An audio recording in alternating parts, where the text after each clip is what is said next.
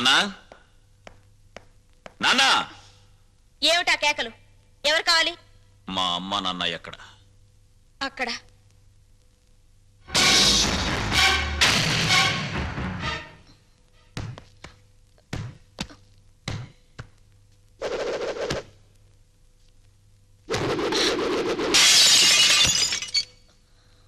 మా అమ్మ నాన్న ఎక్కడ? తెలీదు. రవి ఎక్కడ? తెలీదు. నీతో ఎలా చెప్పించాలో నాకు తెలుసు.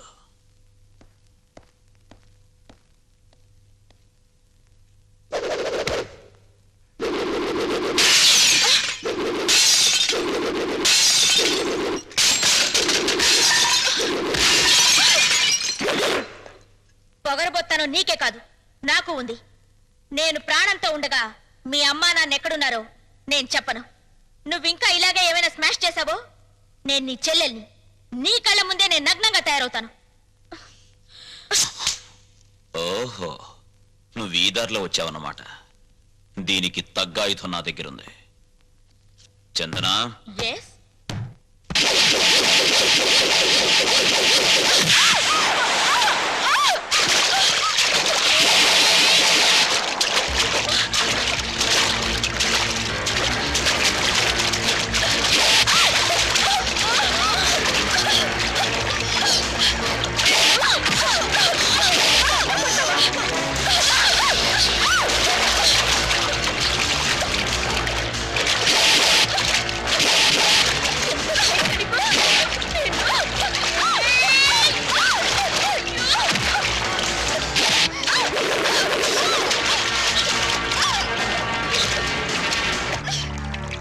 చూడు నీ జింగిల్ జింగిల్ జాని. నాతో పెట్టుకుంటే ఎవరి పరిస్థితి అయినా ఇంతే.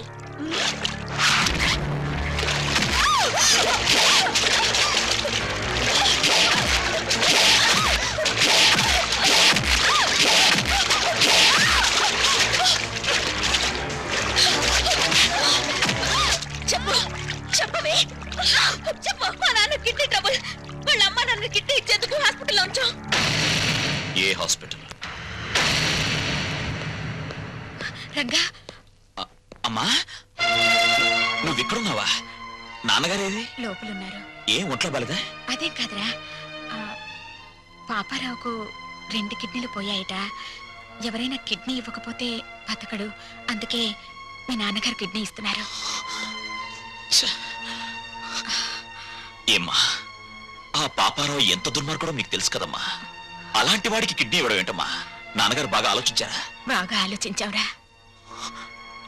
అంటే నీ ఆమోదముద్ర కూడా పడిపోయిందన్నమాట.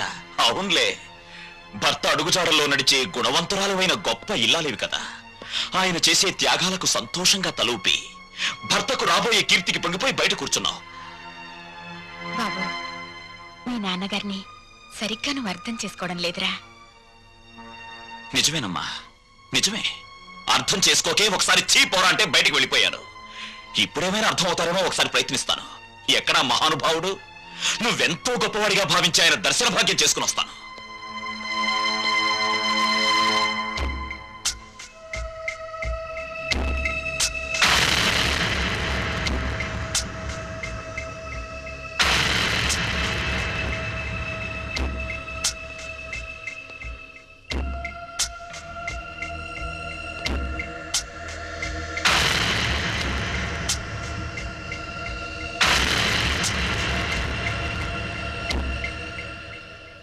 మీ నిర్ణయాల వల్ల భార్యతో సహా లోకమందరి మెప్పు పొందగలిగిన త్యాగమూర్తి శ్రీ శ్రీ శ్రీ రఘురామయ్య గారు, నమస్కారం. శత్రువుకి తన కవచకుండలాల్ని దానం చేసి తన ప్రాణాన్నే పణంగా పెట్టిన కర్ణుడు మీకు బంధువా? పక్షి ప్రాణం కోసం తన రక్తమాంసాల్ని కోసిచ్చిన శిబి చక్రవర్తి మీకు ఆదర్శప్రాయుడా? ఎంత మంచిని ప్రోత్సహిస్తున్నారు సార్. కానీ వాళ్ళంతా లోక కళ్యాణం కోసం త్యాగాలు చేశారు. మీరు లోకానికి చెడు మాత్రం చేసే ఈ పాపారావుని రక్షించి ప్రజల్ని భక్షించమని ప్రపంచం మీద వదలబోతున్నారు. ఇదే మీకు తెలిసిన నీతి, న్యాయం, ధర్మం. రంగా, నీ ఆవేశం నీదేనా? నేను చెప్పేది కాస్త వింటావా? చెప్పండి, చెప్పండి. లోకంలో ప్రతి వ్యక్తి తను చేసిందే సరైందనుకుంటాడు. అది మానవ నైజం. అక్కడ అమ్మ సమర్థించడాన్ని విని సంతోషంతో గుండె వేగం పెరిగింది. ఇప్పుడు తమరి వాదన విన్న తర్వాత ఆనందంతో హృదయమే పగిలిపోతుందేమో. చెప్పండి, త్వరగా చెప్పండి. రంగా, నువ్వు ఎంత వ్యంగ్యంగా మాట్లాడినా నేను చెప్పేది కూడా వినరా. వాడు పాపారావు అన్న విషయం పక్కన పెట్టు. ప్రస్తుతానికి తన వాళ్ళెవరూ ఆదుకోక ఓ మనిషి కిడ్నీ లేక చచ్చిపోతున్నాడ్రా.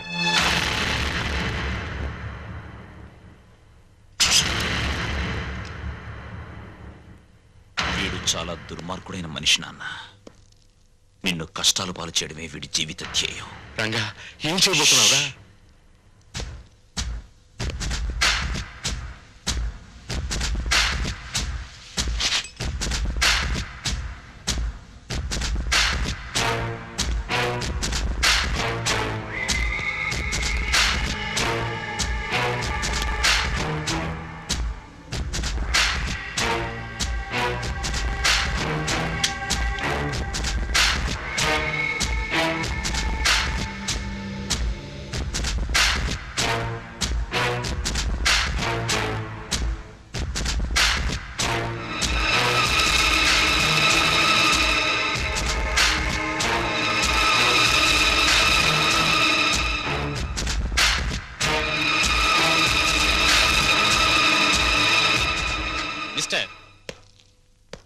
ఆయనపై మీకున్న అనుమానం నాకు అర్థమైంది.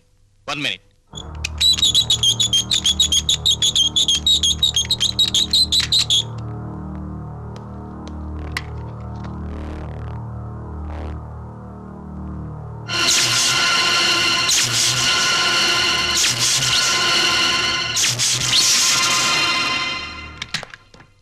ఆయన్ని షాక్ నుంచి కోలుకునేందుకు చేయాల్సిన ప్రయత్నాలన్నీ చేశాను. ఎనీహౌ, ఆయనకున్న కిడ్నీ ట్రబుల్ ముందు ఇదేమంతా.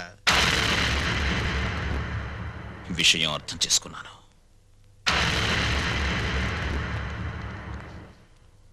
నాన్న, పాపారావు దీనాతి దీనమైన స్థితిలో ఉన్నాడు గనక మానవతా దృష్టితో అతనికి కిడ్నీ ఇవ్వడానికి సిద్ధమయ్యావని అర్థమైంది.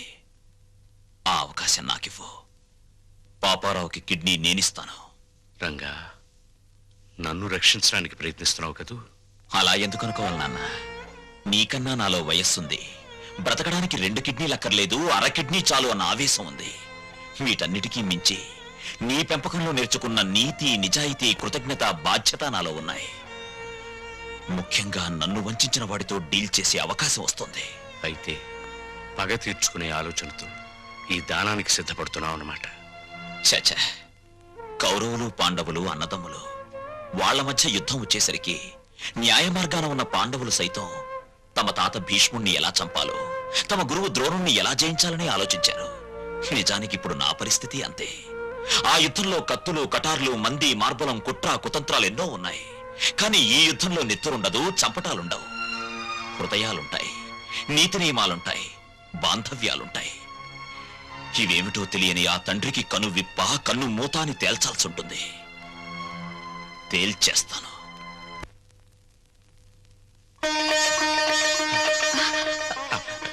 ఏమండి?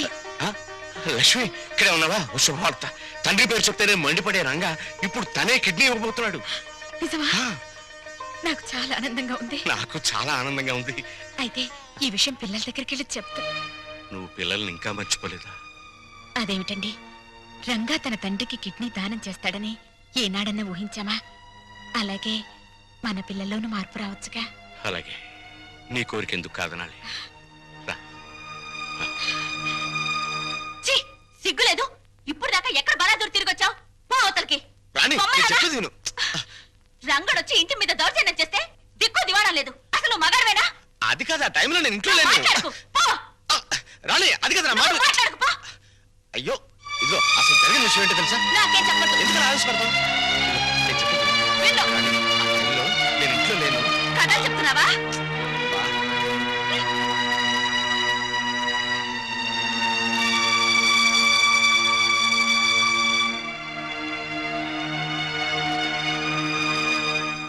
వచ్చేసారు అత్తయ్య. బాగున్నారా మావయ్య? నువ్వు బాగున్నావమ్మా? నేను బాగున్నాను. ఏమండి, ఎవరొచ్చారో చూడండి. అత్తయ్య మావయ్య వచ్చారు.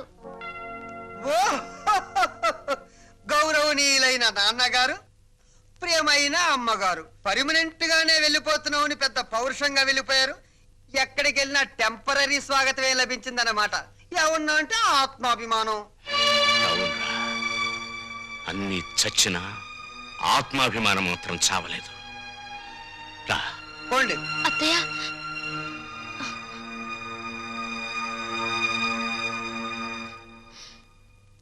నీలాంటి కొడుకుని పురిట్లోనే వడ్లగిన చేసి చంపాలరా నీచుడా. ఓం స్వామియే శరణం శరణమయ్యప్ప, ఓం స్వామియే శరణం శరణమయ్యప్ప, ఓం స్వామియే శరణం శరణమయ్యప్ప, ఓం స్వామియే శరణం శరణమయ్యప్ప, ఓం స్వామియే శరణం శరణమయ్యప్ప, ఓం స్వామియే శరణం శరణమయ్యప్ప. నమస్కారం నమస్కారం. తమని చూస్తే ఏదో ఉన్నత కుటుంబం నుంచి వచ్చినట్టున్నారు. ఏమైనా కష్టాలా? మరి ఇంకే రండి పంచుకుందాం.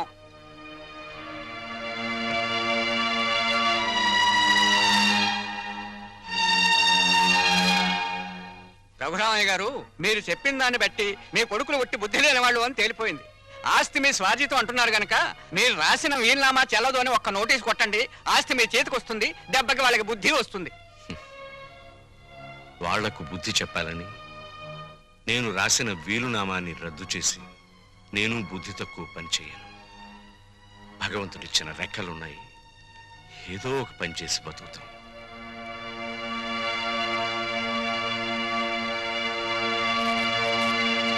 కొడుకులకు ఆస్తి పంచాల్సి వస్తే ఏ తండ్రైనా తన వాటా ఏమిటో ఖచ్చితంగా తెలుసుకోవాలమ్మా. అప్పట్లో ఏముండి పిల్లల్ని పెంచి పెద్ద చేశాం, ఇప్పుడు ఆ మాత్రం మాకు మేము సంపాదించుకుని బతకలేమా అన్న ధీమా శుద్ధ తప్పు. ఒక వయసు వచ్చాక మనసులో ఆవేశం ఉంటుంది తప్ప పూర్వంలా కష్టపడే సత్తా ఒంట్లో ఉండదమ్మా.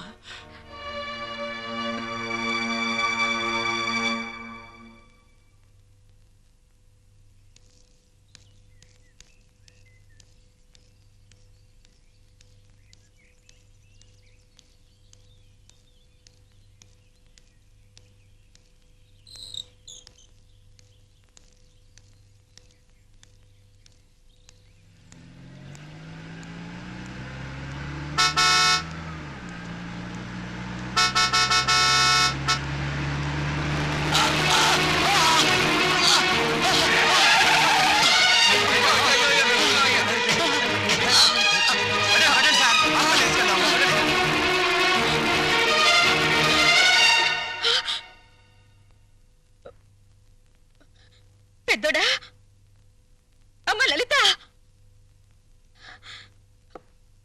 రాము. ఏమైంది అత్తయ్య? ఒరే పెద్దోడా, మీ నాన్నను కారు గుద్దిందిరా. రక్తం చాలిపోయిందలా హాస్పిటల్లో చేర్పించారు. అక్కడ ఖర్చులకు కూడా నా దగ్గర డబ్బు లేదు. నువ్వు కాస్త పెద్ద మనసు చేసి ఏదైనా సాయం చేస్తే. అమ్మా, నువ్వైనా చెప్పమ్మా.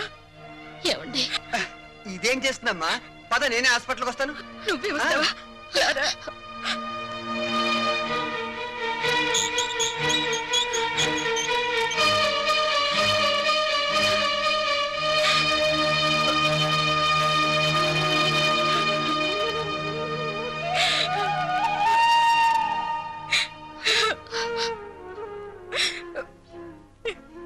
ఎలా బ్రతికినాయన ఎలా అయిపోయారో చూసావా? కళ్ళు తెరిచి చూడండి. ఏమండి, ఏమండి, ఏమండి? డాక్టర్, ఆయనకేమి కాదు కదా? స్పృహ వచ్చేంత వరకు ఏమి చెప్పలేము. అయ్యో, అంతవరకు మీరు ఆయన డిస్టర్బ్ చేయకుండా ఉంటే బెటర్. అమ్మా,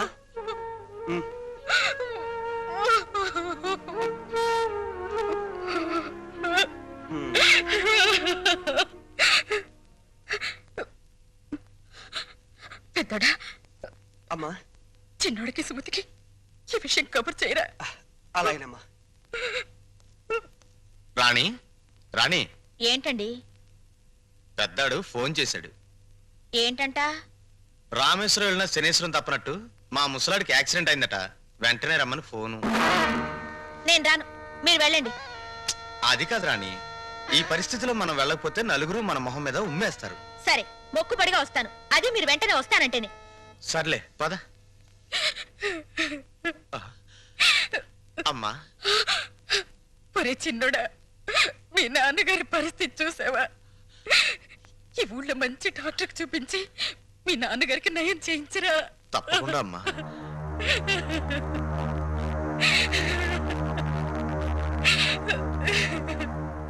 పెద్దోడా, డాక్టర్ గారు ఏమన్నారు? ఇది ప్రయోజనం లేని కేసు అన్నారా? అసలు ఏం జరిగిందిరా? నాన్న ఏదో ఆఫీస్కి ఉద్యోగం కోసం వెళ్ళాట. తిరిగి వస్తుంటే యాక్సిడెంట్ అయింది. ఉద్యోగానిక? మన బతుకులు బజార్ పాలు చేయడానికి తప్పితే ఈ వయసులో ఆయనకు ఉద్యోగాలు ఎందుకురా? సార్, ఈ మందులు పట్టండి. ఇదిగో.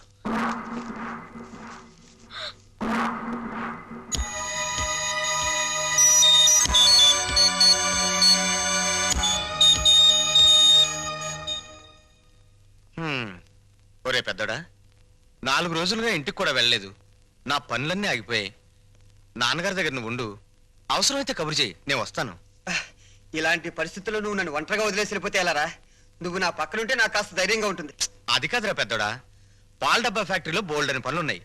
ఒక్కరోజు నేను లేకపోతే ఎంత నష్టం వస్తుందో తెలుసా? ఈ మనిషి చావను చావడు, బతకను బతకడు, మధ్యలో మనల్ని చంపుతున్నాడు. ఏమండి, డాక్టర్ గారు మిమ్మల్ని రమ్మంటున్నారు. నాన్న, రే, ఏ మందులకో అయి ఉంటుంది.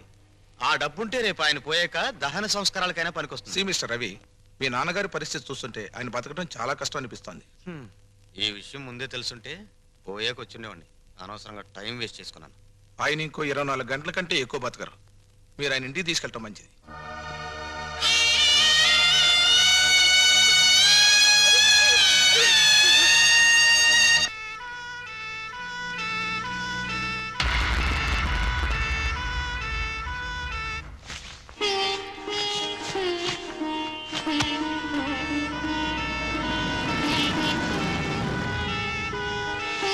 మీ నాన్నగారు వచ్చారు.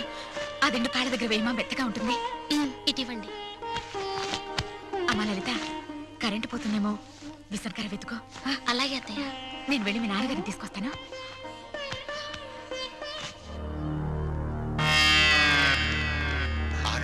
పెద్దడా, బయటే పడుకోబెడదాం. ఎవరన్నా చూస్తే బాగోదేమోరా. అది కాదురా, చెడు నక్షత్రంలో పోతే 6 నెలలు కొంప పాడు పెట్టాలి. ఆ సంగతి తెలుసుగా. కరెక్టేరా నువ్వు చెప్పింది. ఆ.